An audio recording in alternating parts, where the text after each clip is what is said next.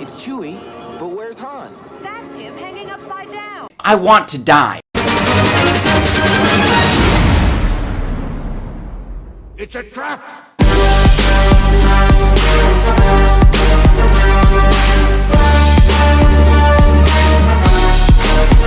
Hey guys, what's going on? Before we get into the video today, I wanted to let you guys know that I have updated my Discord a bit, so if you ever want to chat, find me on there. Links in the description. Alright, onto the video. So, this comes as no surprise, but I love Star Wars for as long as I can remember. Since I watched The Phantom Menace back when Jar Jar was a tolerable waste of space, reading the comics, watched all the films, seen several TV shows. By the way, if you haven't seen The Bad Batch yet, then what the hell are you doing with your life? And played numerous games, both awesome and just plain weird. But let me just say that I've heard tales of a certain piece of media for a long time now, and never once have I actually sat down and watched it. And that all ended one day when I was cruising through Disney Plus and they released their own vintage collection, collected pieces of Star Wars media that aren't exactly canon but are still good enough for Disney to acknowledge them to put it on their streaming site. There's the classic 2D Clone Wars, the Ewok TV show, and even the 2 Ewok movies that you probably never saw before, unless you actually went into Blockbuster in the science fiction section when they were still around. And then there was this little gem. I've got a bad feeling about this. So this is the story of the faithful Wookiee, and it is definitely something that I never expected it to be. This cartoon isn't the worst thing I've seen out of the Star Wars franchise, but it is definitely up there for the weirdness. Weird animation, weird storyline, and probably the weirdest introduction to a character in all of Star Wars history. This cartoon was aired as part of the Star Wars Holiday Special. 1 year after the release of A New Hope, and it doesn't surprise me that Disney would rather save a 9-minute cartoon rather than this full train wreck of a Christmas special. So uncivilized. So from what I can gather from the information I could get about this cartoon was produced by Nelvana Studio, as in the same Nelvana responsible for producing such classics like Rock and Roll, the Care Bears movie, and even other Star Wars animated shows like Droids and Ewok Adventures. Hell, they even produced some shows that I grew up in the 90s like Beetlejuice, Donkey Kong Country, and even the Magic School Bus, to name a few. So the reason why they worked on this project is because George Lucas himself wanted something of a unique style of animation, so he hired them for the project and provided the story with a very short time frame. They even got all the actors reprising their roles too, like Mark Hamill as Luke Skywalker, Carrie Fisher as Princess Leia, Harrison Ford as Han Solo, and even James Earl Jones as the one and only Dark Lord of the Sith, Darth Vader. There is no escape.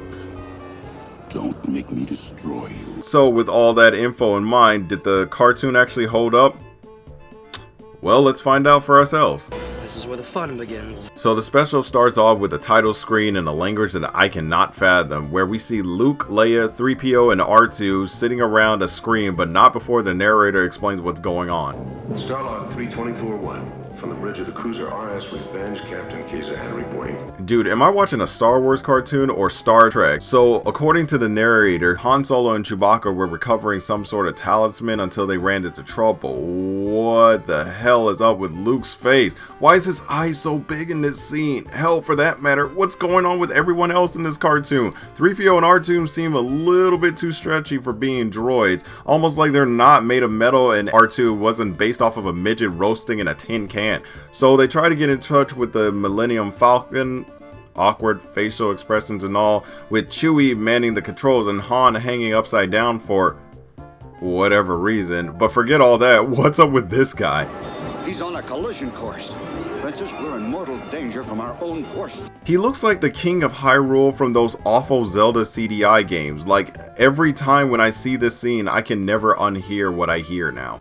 My boy. Leia suddenly gets a feeling that something is wrong and that Chewie and Han may need some help, so she asks Luke to go after Chewbacca to see what the hell is going on. So Luke gets into a speeder along with R2 and 3PO and goes after the Falcon, which then lands in a watery like planet called Panna that looks more like gelatin than water, but whatever. So Luke lands on the planet, and while searching for the Falcon, he comes across an alien monster that looks like a cross between the Loch Ness Monster and Barney the dinosaur. But it's good, because guess what? They were saved by none other than Boba Fett. I am Boba Fett, The ship you seek is nearby. And yes, ladies and gentlemen, this is, in fact, the very first time Boba Fett has ever made an appearance in any Star Wars property. Although he didn't really make his first appearance in The Empire Strikes Back, where all he did was just stand around.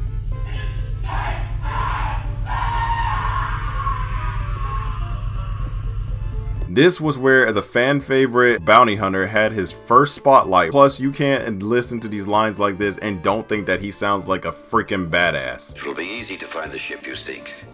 Follow me. So Fett leads Luke and the droids to where the Falcon crash landed, just in time to see Chewbacca chuck the amulet out of the ship for whatever reason, and then Luke suddenly starts glowing like the second coming of Jesus, and then he collapses? Like, what? R2 says it's some kind of sleeping virus that only affects humans. He says the only way to keep them alive is to let the blood rush to their heads. Wait, hold on, time out. So if this talisman is supposedly so powerful that it puts humans to sleep, I mean, that would make sense for Chewie and the droids to not be affected because they're not even human.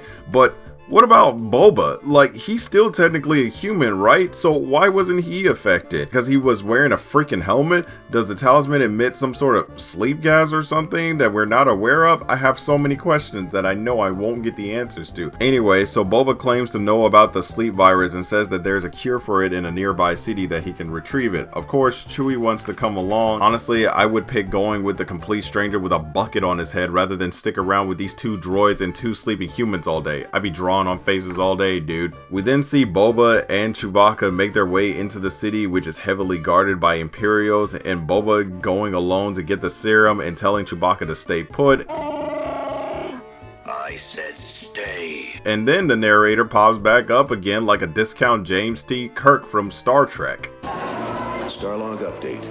Although Boba Fett quickly located the serum for the sleeping virus, we had no idea of his real plan. Oh no, Discount Kirk is right. As it turns out, Boba is actually working for the Empire the whole time. I have made contact with the rebels and all is proceeding as you wish, Darth Vader. Freaking shocker. Everything is proceeding as I have foreseen.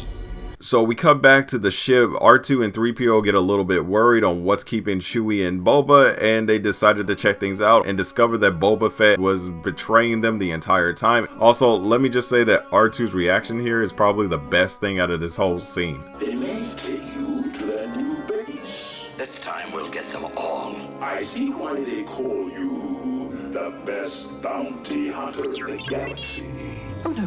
Oh yeah, you said it, 3PO. So Boba and Chewie make their escape when they're attacked by stormtroopers, to which Boba gave the worst fake shooting at enemies that turned out to be your allies ever. Like, you couldn't even aim close enough to their speeders, so you just had to fire it straight into the air and purposely miss on purpose. Like, hell, even Chewie was so tired of his BS that he just takes the gun and straight up shoots the speeder. I guess Wookiees hate losing at chess and having their time wasted. Do that.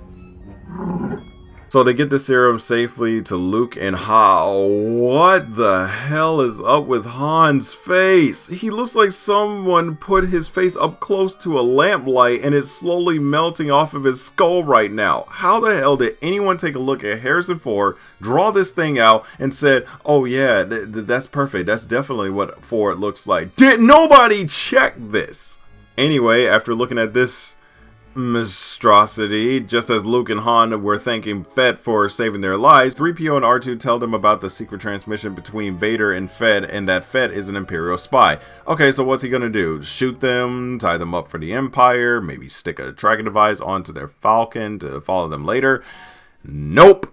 He just holds the group at gunpoint and he runs away. Deal plot. We'll meet again, friend. Badass.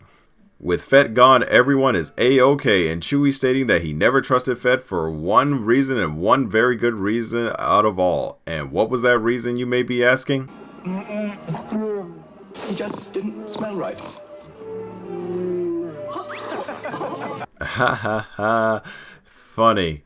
Very, very funny. And that's the whole cartoon, and boy was it something. Like I said, this isn't the weirdest thing from Star Wars I've seen. I'm sure there are many many special editions that speak for themselves, but I would be lying if I said that for a short 9-minute cartoon, it was strangely the most entertaining thing that Disney has ever re-released. The animation, though weird, was definitely a product of the time when it came out. The voice acting was great with the actors reprising their roles, and though the story was kind of weak sauce, it gave us some pretty awesome Sarlacc chow in the form of Boba Fett. This is definitely a treat and something for Star Wars fans to see to believe. And if you don't have Disney Plus, you can watch the cartoon on YouTube, which is how I got the footage for this in the first place. But anyway, guys, that's going to wrap up for this video. If you enjoyed the video, make sure to like and subscribe with notifications on to be notified when I release more videos. And as a reminder, I have a Discord now, so if you guys want to hit me up to chat, links in the description. And be sure to share the video because that helps me a lot with this channel. Anyways, thanks guys. See you in the next one. This is Crazy Kent, and I'm out. Peace.